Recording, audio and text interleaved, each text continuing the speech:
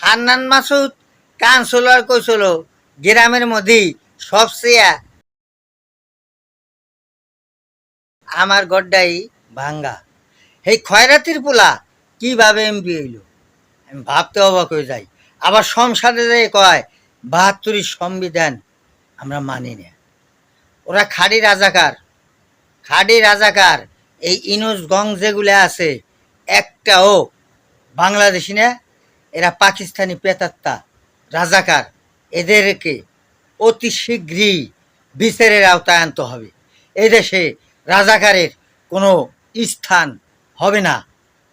একদিন হলেও এদের বিচার হবে। বিএনপি সরকার না করলেও আমলিক সরকার রাজাকারের বিচার করবেই ইনশাল্লাহ।